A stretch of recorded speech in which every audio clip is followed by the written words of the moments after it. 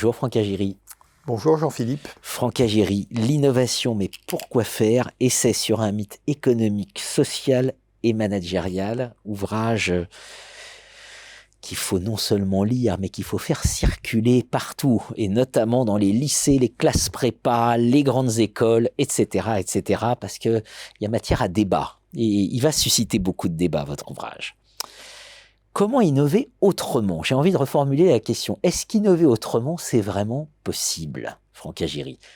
Alors, pourquoi Vous cette avez question? deux propositions majeures. Voilà, c'est que dans les deux premières parties du livre, j'explique pourquoi l'innovation produit toute une série d'effets indésirables qui sont très difficiles à identifier en amont parce qu'on est focalisé sur le court terme, parce qu'on ne voit pas le problème dans sa globalité.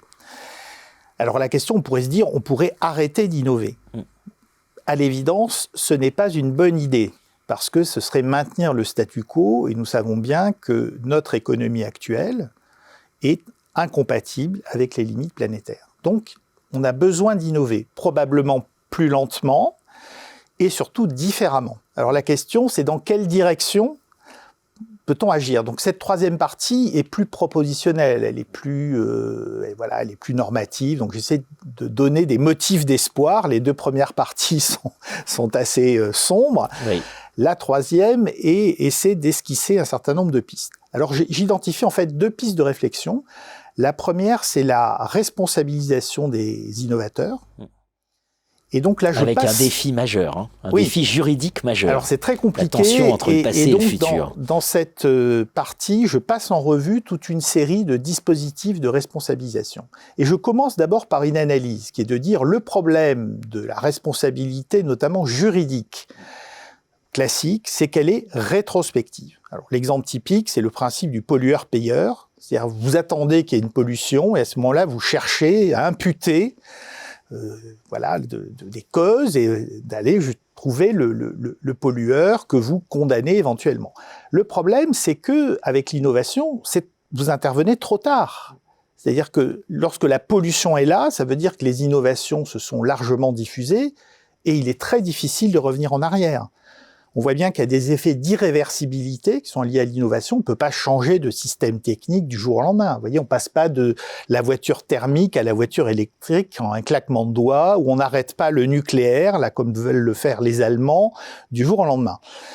Donc il y a un enjeu qui est de changer de conception de la responsabilité. Et il y a un auteur sur lequel je m'appuie, qui est très connu, qui est le philosophe allemand Hans Jonas, qui avait écrit en 1979 le principe responsabilité, qui avait dit: la technologie, le problème de la technologie, c'est que c'est la puissance d'agir extraordinaire dont on dispose aujourd'hui qui menace l'existence même de l'espèce humaine. Et donc, ce qui est en jeu, c'est d'exercer une responsabilité projective, orientée vers le futur. Alors, ces travaux ont beaucoup influencé notamment le concept de développement durable, la responsabilité envers les générations futures.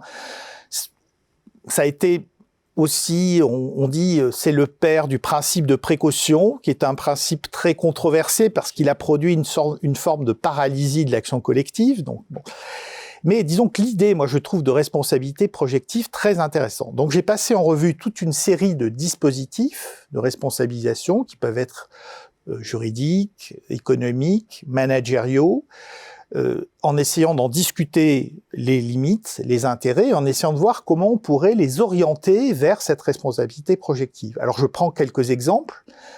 Donc il y a par exemple un concept qui s'appelle la responsabilité élargie des producteurs, et qui historiquement était très centré sur la collecte des déchets, le recyclage. Et aujourd'hui, on est en train de la faire évoluer vers la prévention, l'éco-conception, la sobriété. Donc là, ça peut être un concept intéressant pour responsabiliser les acteurs autour des conséquences à long terme de leurs projets d'innovation. Et de leurs décisions. Voilà. Il y a les sociétés à mission qui a été inscrite dans le droit, où là, on essaie d'inciter des entreprises à formuler des missions, à prendre des engagements qui sont mesurables, et donc à essayer d'orienter là aussi les projets d'innovation vers ces trajectoires. Et puis, il peut y avoir aussi des systèmes d'incitation, voire des réglementations. Alors, on peut penser, par exemple, dans le domaine environnemental, il y a tout un mouvement où on essaie de définir, de protéger, en fait, des biens communs. Donc ça peut être des forêts, des fleuves, etc., des zones écologiques remarquables. Et là aussi, c'est très utile pour éviter une sorte de surexploitation des ressources. La fameuse tragédie des Corans. Voilà, exactement. Ça, c'est la première piste. Et la deuxième piste? Alors la deuxième piste, c'est ce que j'appelle la sobriété. Alors la sobriété, pendant longtemps, c'est une idée, un concept qui avait mauvaise presse parce que c'était associé à la décroissance. Donc on disait c'est une lubie d'écologistes. Et puis avec la crise en Ukraine, la crise du Covid, il y a des problèmes d'approvisionnement énergétique et tout d'un coup le terme fait irruption dans le débat public et politique. On dit c'est très important la sobriété. Le problème c'est que souvent la sobriété est réduite à l'adoption d'éco-gestes. C'est réduisez la température chez vous, faites isoler vos fenêtres. Bon, c'est pas à la hauteur des enjeux. C'est-à-dire que la sobriété, c'est beaucoup plus que ça. Alors, il y a des auteurs qui travaillent là-dessus, notamment Valérie Guillard, qui est professeure de marketing à Dauphine, et qui explique que c'est une démarche globale. C'est-à-dire que c'est essayer de modérer sa consommation, changer ses modes de vie, d'avoir une approche, je dirais, réflexive. La sobriété, c'est pas simplement des choix individuels.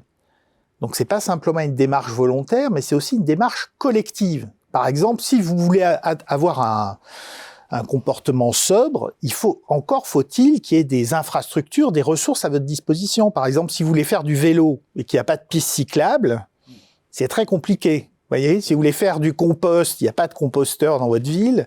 Donc on voit bien, c'est de l'articulation entre des choix collectifs, des politiques publiques et une transformation des choix individuels, donc des comportements, des modes de vie des individus. Ça suppose des politiques d'éducation, donc un travail de très long terme.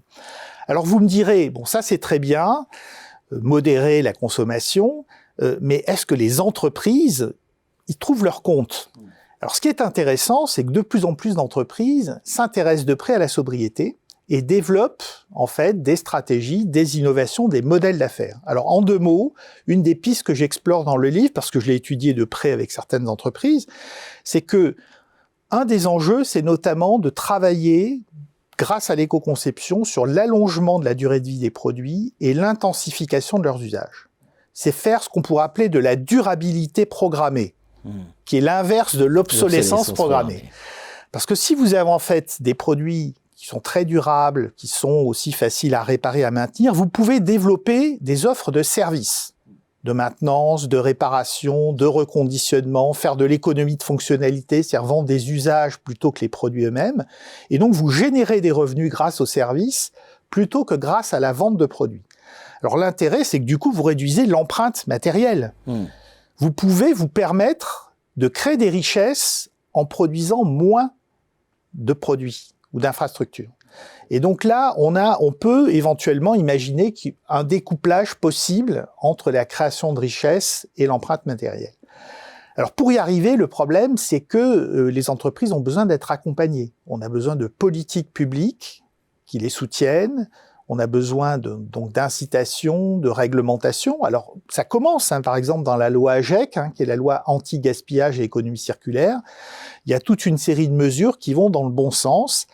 Le problème, c'est qu'on est un peu dans la schizophrénie, c'est-à-dire qu'on a d'un côté ce type de mesures, et puis de l'autre côté, la croissance verte, c'est-à-dire on encourage les innovations technologiques qui vont sauver la planète, et là c'est incompatible, on peut pas faire les deux. À un moment, il faut faire un choix, voyez. Et puis le dernier point, c'est que pour y arriver, il faut changer les cadres cognitifs. C'est-à-dire ce qui fait que les entreprises ont beaucoup de mal à sortir de la croissance des volumes produits, c'est qu'en fait, ils sont jugés là-dessus. C'est-à-dire que les indicateurs de performance, que ce soit au niveau des entreprises ou de l'État, sont orientés vers la croissance. Croissance du chiffre d'affaires, croissance du PIB.